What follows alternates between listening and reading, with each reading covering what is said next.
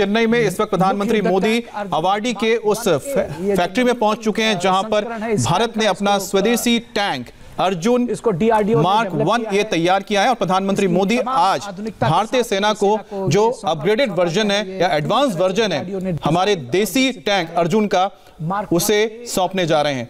तो ये भारत के आत्मनिर्भर होते हुए जो हम पथ पर चल पड़े हैं उसकी एक और तस्वीर है सामने। आपने देखा कि chief of army staff general MM Naravane भी साथ हैं और उन्हीं को प्रधानमंत्री मोदी ये टैंक सौंपेंगे। जैसा कि आप इन तस्वीरों में देख रहे हैं, प्रधानमंत्री नरेंद्र मोदी नजर आ रहे हैं और अपने आप में ये पूरी तरीके से स्वदेशी निर्मित टैंक है, अर्जुन टैंक इसका नाम है। और जैसा कि आप अमित बता रहे हैं कि एडवांस्ड वर्जन है, यानी उन्नत संस्करण है, अचूक निशाना इसका बताया जा रहा है। सलामी दी जा रही है। देखिए जैसा कि मंच पर प्रधानमंत्री मोदी खड़े हैं, जो ये टैंक है, जो पहला टैंक जो भारतीय सेना को मिलने जा रहा है अर्जुन का एडवांस वर्जन का, उससे जब आपने देखा कि उसके सामने जो गन लगा हुआ है, गन को झुका दिया जाता है, यानी प्रधानमंत्री मोदी को सलामी दी गई है। अब प्रधानमंत्री मोदी को सारी चीजें बताई जा रही हैं। सबसे बड़ी बात है इसको तैयार किसने किया है? DRDO ने, और साथ ही जो कॉम्बैट व्हीकल बनाने के लिए एक रिसर्च हमारा एक संस्थान है, ये दोनों ने मिलकर इसको तैयार किया है। अवाडी वो जगह है जहां पर ऐसे ही 118 और टैंक तैयार किए जाएंगे। एक आ चुका है, यानी कि 117 टैंक और यहां पर तैयार होंगे मीनाक्षी, और कुछ सालों में वो धीरे धीरे भारतीय सेना को मिल जाएंगे। अभी फिलहाल अर्जुन का जो पहला वर्जन आया था उसके 124 टैंक भारत के पास मौजूद है। 2 रेजिमेंट हैं जो इस वक्त राजस्थान में तैनात हैं। अब 118 जब आएंगे तो 2 और रेजिमेंट तैयार हो जाएंगे टैंक के। लेकिन ये जो कदम है हमारा, ये वाकई में मायने रखता है आत्मनिर्भर प्रधानमंत्री के लिए, बल्कि जाहिर है आत्मनिर्भर भारत की तरफ हमारा एक और कदम। प्रधानमंत्री नरेंद्र मोदी, आप देखिए सेना के वीर जवानों के साथ इस अर्जुन टैंक के साथ एक फोटोग्राफ लेते हुए, ये एक ऐतिहासिक दिन है। और जैसा कि ये बता रहे हैं कि ये उन्नत संस्करण है क्योंकि इसमें कई सारे नए फीचर्स को ऐड किया गया है। आप सोचिए 71 नए फीचर्स इसमें ऐड किए गए हैं और ये दुनिया के बाकी टैंक्स के समकक्ष खड़ा नजर आएगा। बिल्कुल मीनाक्षी, अगर हम इसकी तुलना करते हैं तो उसकी तुलना सबसे पहले होगी पाकिस्तान में, क्योंकि वेस्टर्न फ्रंट में ऑलरेडी तैनात है। उनके पास अल खालिद टैंक है और अल खालिद समझ लीजिए वो टैंक है जो चीन का टाइप 90 टैंक हुआ करता था, तो चीन के साथ मिलकर उन्होंने बनाया है। लेकिन भारत ने अर्जुन टैंक को खुद ही बनाया, लेकिन बहुत लंबा वक्त लगा था।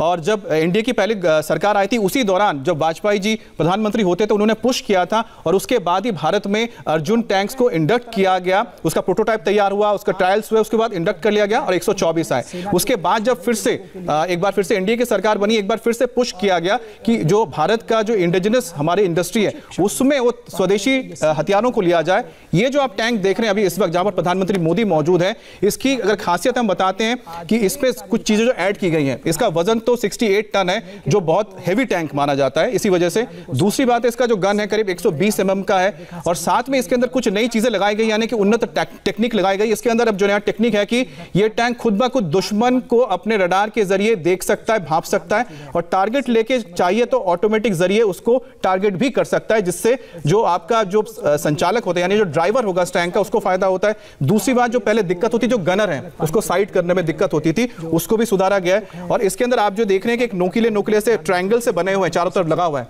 जिसे हम कमांडर बेस कहते हैं, जहां कमांडर खड़ा होता है वहां पर इसको लगाया गया है, जो पहले के पिछले टैंक्स में नहीं है, ताकि अगर कोई आप पर हमला करता है तो उसको डिफ्लेक्ट करता है, यानी कि कोई अगर तो कोई गोला मारता है तो उस गोले को आप डिफ्लेक्ट कर सकते हैं, यानी कि इसकी जो बैलिस्टिक कह सकते हैं कि सुरक्षा है उसे भी बढ़ाया गया है। तो कुछ ना कुछ करके बहुत सारी टेक्निक्स तैयार की गई हैं। लेकिन मीनाक्षी, जब आपने एक टैंक बना लिया है इसका मतलब है कि आने वाले वक्त में आप इससे भी उन्नत टैंक बना सकते हैं, उसका पहला कदम हमने रख दिया है। हम बार बार ये कह रहे हैं आत्मनिर्भर भारत की ओर हमारा ये एक और कदम है, और जब हम ये कहते हैं आत्मनिर्भर भारत की ओर कदम, तो इसके पीछे एक बहुत बड़ा फैक्टर और जुड़ता है, वो है रोजगार। रोजगार कैसे जुड़ता है? आप ये सोचिए कि रक्षा शोध और विकास सचिव जो इस पूरे काम की जिम्मेदारी उठा रहे थे मिस्टर रेड्डी, वो ये खुद कहते हैं कि जब हमने ये टैंक बनाया और इतनी बड़ी खेप इसकी तैयार की तो इसमें बहुत से लोगों को रोजगार भी मिला। एक आंकड़े के मुताबिक तकरीबन 8,000 लोगों को इससे रोजगार मिला। इसकी एक पूरी चेन की जरूरत थी जिसमें ह्यूमन रिसोर्स की जरूरत थी। तो आप उस लिहाज से भी समझिए कि हमने हर फ्रंट पर कामयाबी हासिल की है। बिल्कुल मीनाक्षी, आपने बिल्कुल सही बात बोली कि जिस तरह से इंडस्ट्री ग्रो करेगी यहाँ पर रोजगार बढ़ेगा, और उसकी सबसे बड़ी वजह ये होगी उसके साथ जो एलाइड इंडस्ट्रीज हैं, क्योंकि आपको बहुत सारे अलग अलग छोटी छोटी चीज़ें बनानी पड़ती है, तो आपको जो मीडियम इंडस्ट्री है वो भी यहाँ खड़ा हो जाता है। हमारे साथ गेस्ट का पैनल भी जुड़ गया, हम सबका स्वागत कर लेते हैं। विनोद भाटिया लेफ्टिनेंट जनरल हमारे साथ जुड़े हैं, सर आपका स्वागत है। अश्विनी सिवाच हमारे साथ जुड़े हैं, सर आपका भी स्वागत है। और साथ ही राघवन भी हमारे साथ जुड़ गए, संवाददाता, और मनीष भी हमारे साथ हैं जो हमारे डिफेंस एडिटर भी हैं। तो सबसे पहले हम रुक कर लेते हैं मनीष का, और साथ ही साथ हमारे जो संवाददाता राघवन का है। मनीष, सबसे पहले आप ये बता दीजिए जो अर्जुन टैंक का आने का मतलब क्या है भारतीय सेना के लिए इस वक्त?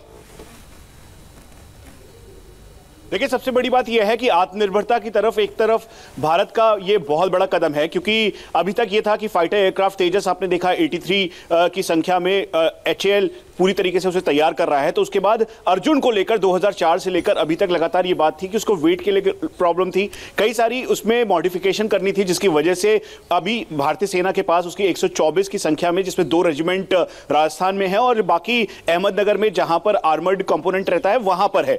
लेकिन सबसे बड़ी बात यह थी कि जो मार्क 1 अल्फा है, जो कि इस समय प्रधानमंत्री जिस पर है, आपको 14 नवंबर की वो तस्वीर याद होगी जब प्रधानमंत्री खुद लौंगेवाला में थे, वो अर्जुन के ऊपर उन्होंने पूरा जहां पे कमांडर बैठते हैं वहां पे वो बैठे, और फिर उसके बाद उसी से वो क्लियर हो गया था कि आत्मनिर्भरता की तरफ भारत का ये जो कदम है वो बढ़ता जाएगा। और इसीलिए 118 की संख्या में, जिसकी लागत करीबन 7000 करोड़ के लगभग होगी, इसको पूरी तरीके से CVRD तैयार करेगा, यानी combat vehicle research development establishment DRDO का जो है वो पूरी तरीके से भारत में इसे विकसित करेगा। एक और बात, इसमें 71 ऐसे अपग्रेड किए गए हैं जो कि अर्जुन मार्क 1 में नहीं थे, यानी मार्क 1 इसका वेट करीबन 58 kg टन था, और मार्क 1 अल्फा कह रहे हैं कि एडवांस फीचर से लैस है और ये आत्मनिर्भर भारत की एक नई तस्वीर है, गौरवशाली तस्वीर है। इससे पहले कि मैं अपने दोनों मेहमानों के पास जाऊं और उनसे ये समझूं कि उनके नजर में ये भारत के लिए कितनी बड़ी कामयाबी है, जल्दी से राघवन आप हमें आज का पूरा कार्यक्रम बता दें।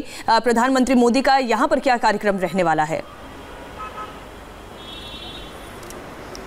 जी देखिए मीनाक्षी, जिस तरह से मनीष टैंक के बारे में बता रहे थे, पूरे प्रोग्राम को प्रधानमंत्री ने इस तरह से पिरोया है कि करीब 8126 करोड़ रुपए के प्रोजेक्ट्स में से कुछ का शिलान्यास होना और कुछ का लोकार्पण प्रधानमंत्री यहां पर कर रहे हैं। मेजर मेट्रो रेल प्रोजेक्ट्स हैं, उसके अलावा स्टेट गवर्नमेंट की भी 2 परियोजनाएं। जैसा आपने पहले भी जिक्र किया था, 86 साल है, चुनाव होने हैं तमिलनाडु में, इसीलिए प्रधानमंत्री के इस दौरे को काफ़ी अहम माना जा रहा है। बहुत महत्वपूर्ण बात मैं आपको यहाँ बता दूँ कि इस प्रधानमंत्री के कार्यक्रम में जो मेजर अलाइंस पार्टनर हो सकते हैं तमिलनाडु में, बीजेपी के AIADMK के साथ ऑलरेडी गठबंधन हो गया है, उसके अलावा TMC, PMK और DMDK, ये 3 ऐसी बड़ी पार्टियां हैं जिनके नेताओं को आज यहां पर आमंत्रण दिया गया। और ये बताया जा रहा है कि 1-1.5 घंटे के कार्यक्रम के बाद, प्रधानमंत्री के संबोधन के बाद करीब 20 मिनट का ऐसा वक्त होगा जब प्रधानमंत्री इन सभी नेताओं से मुलाकात कर सकते हैं। तमिलनाडु मंच की तस्वीर भी अपने आप में बहुत दिलचस्प है राघवन, बहुत दिलचस्प है। आप देखिए कि ये प्रतिमाओं को जो हमारे भगवान हैं उनकी प्रतिमाओं को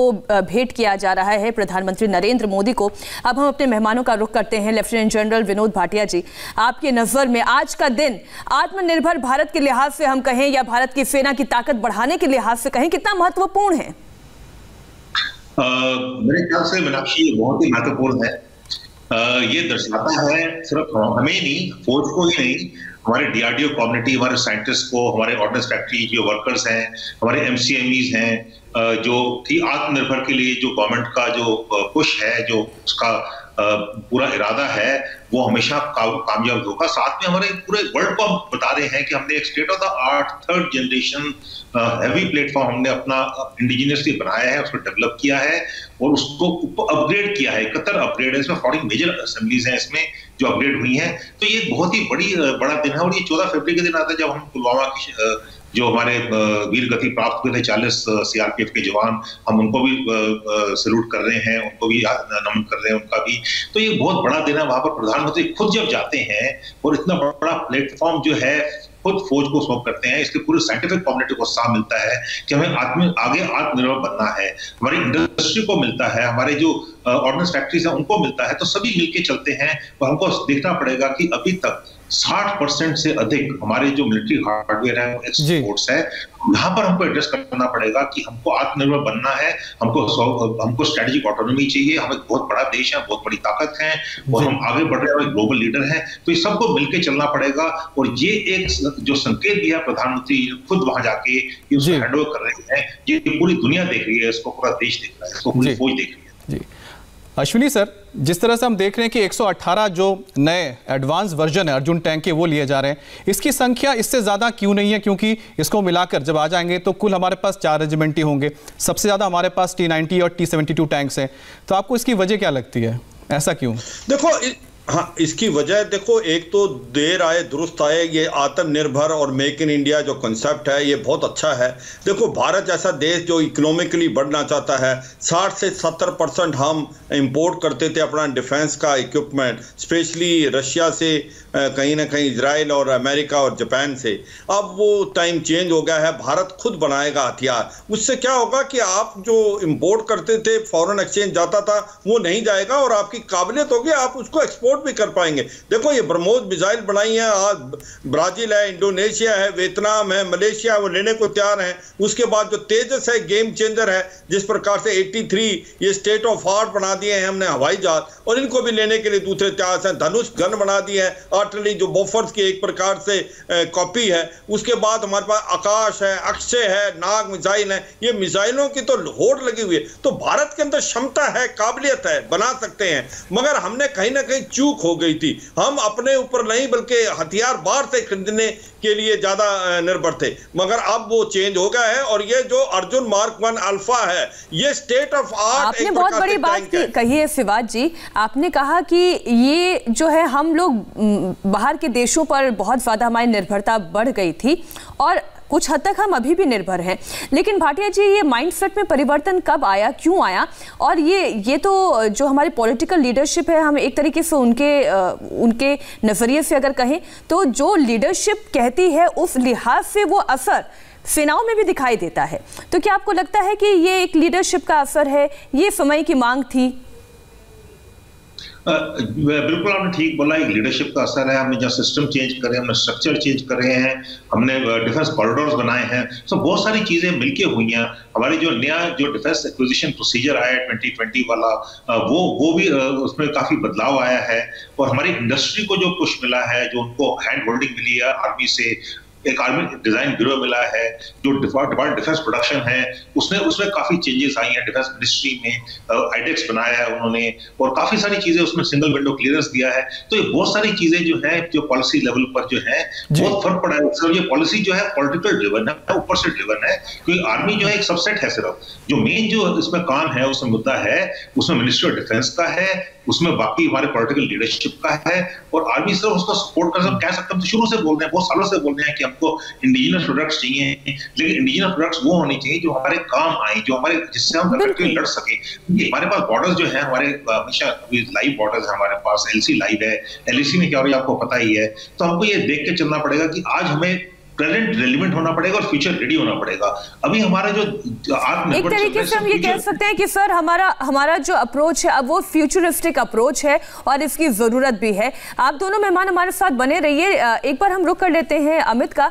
अमित क्योंकि हमें बताएंगे कि अर्जुन टैंक की खासियत क्या है, ये जो नया एडवांस्ड वर्जन है, किन किन फीचर्स से लैस है?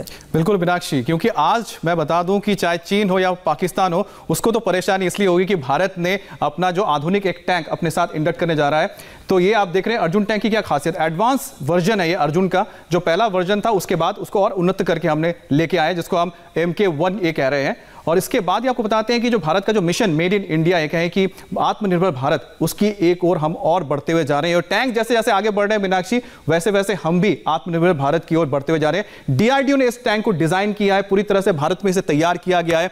इसके ज्यादातर कंपोनेंट्स भारत में ही तैयार किए जा रहे हैं, जो आपको बताता है कि हम कितने आत्मनिर्भर होते जा रहे हैं। 118 अर्जुन टैंक जो एडवांस वर्जन है MK1A, ये तैयार किया जाएगा और भारतीय सेना में शामिल होगा। 8,400 करोड़ की पूरे लागत से ये 118 जो टैंक से तैयार किए जाएंगे और इससे 2 रेजिमेंट तैयार हो जाएंगे। 118 टैंक के 2 रेजिमेंट और आ जाएंगे। फिलहाल हमारे पास 124 पहला यानी कि मार्क 1 हमारे पास है। 2 रेजिमेंट है जो इस वक्त वेस्टर्न फ्रंट में यानी कि राजस्थान में तैनात हैं। तो इसके बाद 2 रेजिमेंट जब और आएंगे तो हमारा जो वेस्टर्न फ्रंट है और ज्यादा मजबूत होगा, क्योंकि इसका मुकाबला होगा पाकिस्तान के अल खालिद टैंक के साथ। और अल खालिद के मुकाबले तो अर्जुन का जो एडवांस वर्जन है काफी बेहतर है। अर्जुन टैंक का जो एडवांस वर्जन है इसकी आप बताते हैं वजन जो इसका करीबन 68 केजीज है। 120 mm का इसमें गन लगा हुआ है, लेकिन इसके साथ बहुत सारी चीजें टेक्नोलॉजिकली इसको एडवांस किया गया, जिसमें सबसे घातक है इसका निशाना पकड़ लेना, यानी कि अपने दुश्मन को पहचान लेना और उस पर निशाना दागना। एक बार फिर से मीनाक्षी के पास लौटते हैं। तो आपने देखा कि इस टैंक की खासियत क्या है। हम आगे का कार्यक्रम भी आपको दिखाएंगे क्योंकि प्रधानमंत्री नरेंद्र मोदी भी मंच पर हैं, लेकिन एक छोटे से ब्रेक के लिए हमें यहां पर रुकना होगा। लेकिन ब्रेक पर जाने से पहले इंडिया टीवी पर आपके लिए आज क्या है खास वो बता देते हैं।